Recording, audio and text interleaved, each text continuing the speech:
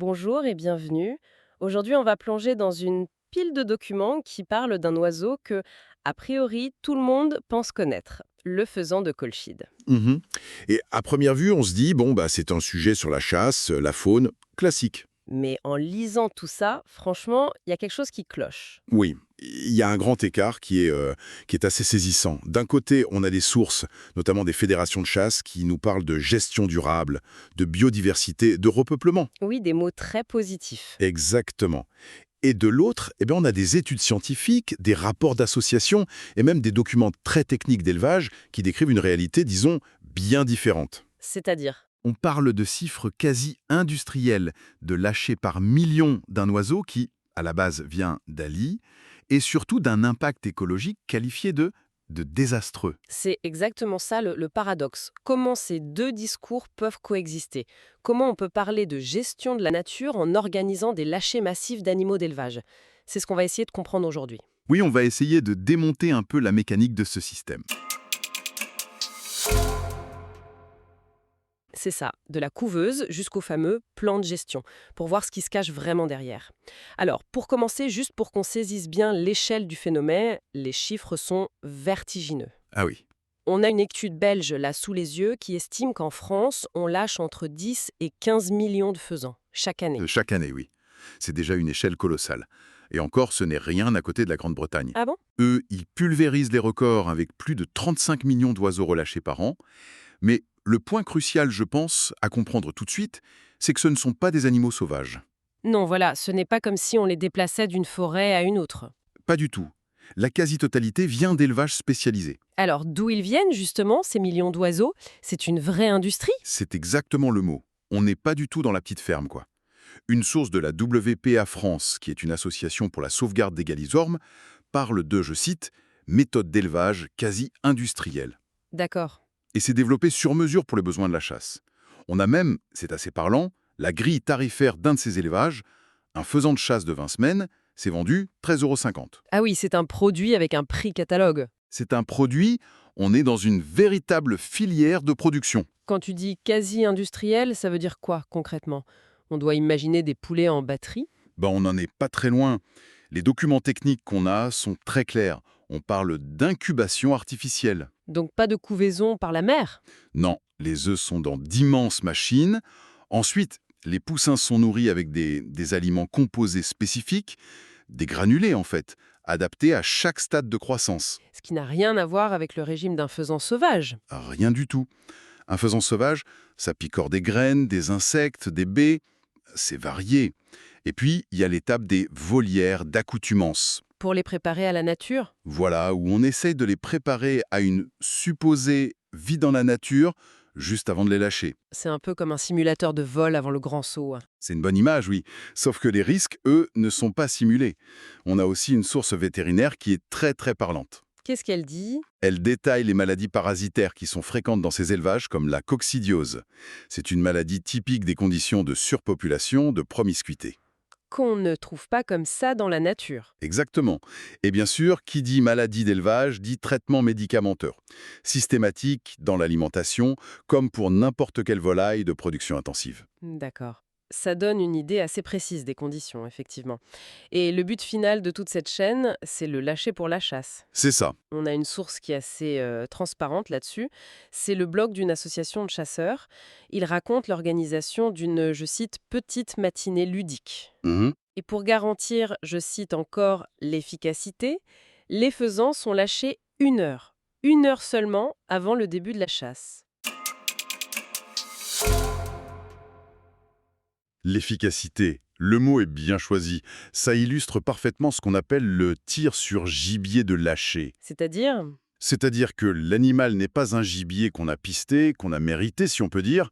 C'est une cible vivante, placée à un endroit précis, à un moment précis, pour assurer le succès du tir. on est plus proche du bal-trap en fait. Oui, beaucoup plus que de la chasse traditionnelle telle qu'on se l'imagine, hein. Ok, donc on a une production de masse, des millions d'oiseaux élevés en captivité, pas vraiment adaptés à la vie sauvage, qu'on relâche juste avant de les chasser. C'est le résumé. On se doute bien que ça ne peut pas être sans conséquences sur l'environnement. Est-ce qu'on a des données concrètes là-dessus? Absolument. Et c'est là que les choses deviennent vraiment préoccupantes. on a une étude scientifique fascinante menée en Wallonie par deux chercheurs, Greitzon et Taymans. D'accord. Ils se sont posé une question toute simple. Quel est l'impact de ces lâchers massifs sur la petite faune locale? Et alors, qu'est-ce qu'ils ont trouvé? Leurs résultats sont franchement sans appel. Ils ont comparé des sites avec et des sites sans lâcher. Logique. Sur 261 sites témoins, donc des prairies, des lisières de bois où on ne pratique aucun lâcher, ils ont trouvé des reptiles, des lézards, des orvets, dans 100% des cas. Ok, donc une présence normale, systématique. Voilà. En revanche, sur les 6 sites qu'ils ont étudiés où des lâchers massifs et réguliers de faisans ont lieu, ils n'ont trouvé aucun reptile. Attends, pardon, zéro. Pas une simple diminution, mais une disparition complète. Zéro. C'est ça qui est radical. Mais comment ils expliquent un effet aussi extrême? L'explication, elle est assez simple en fait. C'est la prédation. Le faisan est omnivore. Dans la nature, un faisan sauvage va manger un petit lézard de temps en temps. Ça fait partie de l'équilibre. Bien sûr. Mais quand vous déversez des milliers d'oiseaux, souvent sous-alimentés en protéines et élevés en captivité sur un tout petit territoire, eh bien la pression de prédation devient juste insoutenable. Ils mangent tout ce qui bouge. Ils vident la zone, en quelque sorte. C'est ça. Les populations de lézards des murailles, d'orvets, qui sont des lézards sans pattes donc très vulnérables, sont littéralement éradiquées. Une association comme l'ASPAS n'hésite pas à qualifier cet impact de désastreux. Et vu l'étude, le mot n'est pas trop fort. C'est fou d'imaginer un impact aussi total. Et est-ce que c'est réversible? Si on arrête les lâchers, est-ce que les lézards reviennent? C'est la deuxième partie très intéressante de l'étude. Sur un des sites, les lâchers ont été arrêtés. Et des chercheurs ont observé que les lézards commençaient, doucement, à recoloniser la zone. Ah, donc il y a un espoir. Il y a une lueur d'espoir. Mais il y a un mais. Cette recolonisation ne s'est amorcée qu'après plusieurs années. Ça confirme bien le lien de cause à effet. Mais ça montre aussi que les dégâts sont profonds et que l'écosystème met un temps très très long à cicatriser. C'est là que je ne comprends plus. Si l'impact est si clairement négatif, si c'est documenté scientifiquement, comment les fédérations de chasse peuvent-ils justifier cette pratique? Dans leurs documents, ils ne disent pas « on détruit l'écosystème pour le plaisir », j'imagine. Non, bien au contraire. Et c'est là qu'on entre vraiment au cœur du paradoxe. La réponse tient en 3 lettres. GIC. GIC, Groupement d'intérêt synégétique. synégétique, c'est-à-dire.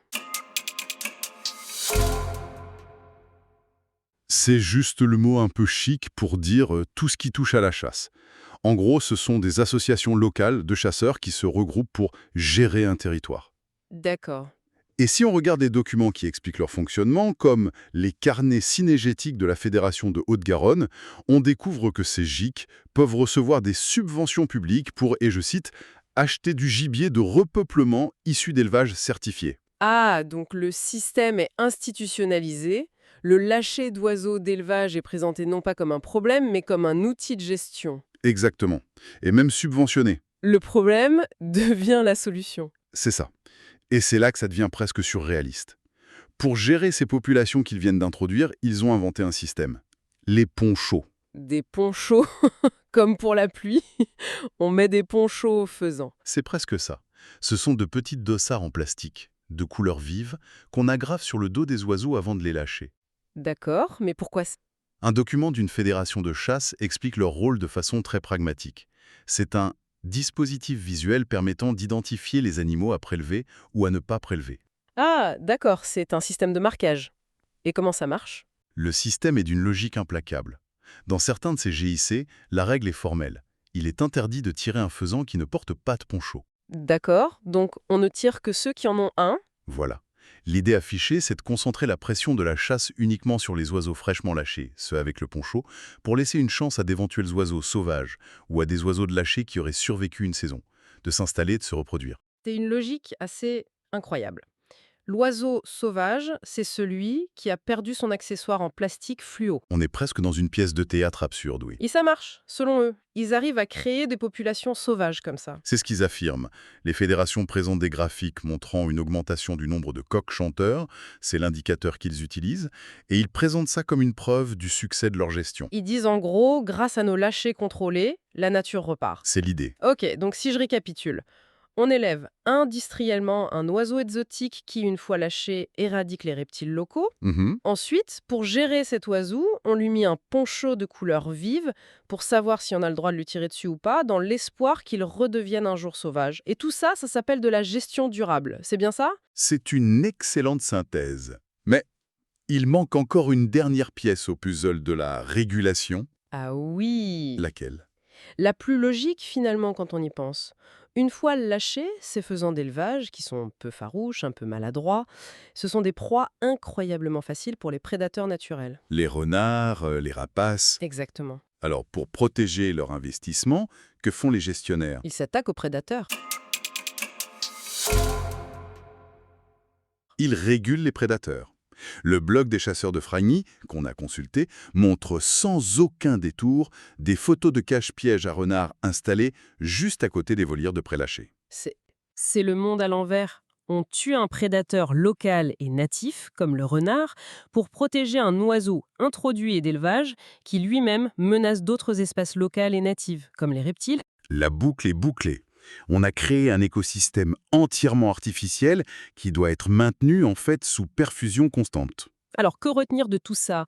En assemblant les pièces du puzzle de nos sources, on voit apparaître le portrait d'un système qui fonctionne en circuit fermé. C'est vraiment ça? On part d'un élevage industriel, on procède à des lâchers massifs pour une activité de loisir, on constate un impact très négatif sur la biodiversité, et pour y remédier, on met en place des plans de gestion complexes qui impliquent... De nouveaux lâchers, des règles de tir basées sur des ponchos et l'élimination des prédateurs naturels. Exactement. Ça pose une question de fond, je trouve. Le mot régulation est partout dans ces documents, mais que régule-t-on vraiment? Une population d'animaux sauvages qui poserait problème, ou bien une activité de chasse qui est maintenue de manière totalement artificielle par une chaîne d'approvisionnement? Oui, de l'écloserie à la cartouche. En passant par la subvention, oui. C'est vrai que la question se pose. Et pour finir, il y a une phrase dans les carnets synégétiques qui a particulièrement retenu notre attention. En conclusion de son article sur la réussite du plan de gestion, l'auteur écrit qu'avec tous ces efforts, on peut retrouver le plaisir de croiser une compagnie d'oiseaux nés sur le territoire. Hmm. Et ça nous amène à une dernière pensée, je crois, à méditer. Dans un système qui dépend si fortement des élevages industriels, des lâchers subventionnés, des granulés, des ponchos en plastique et du piégeage des prédateurs, que signifient encore vraiment les mots sauvage et naturel?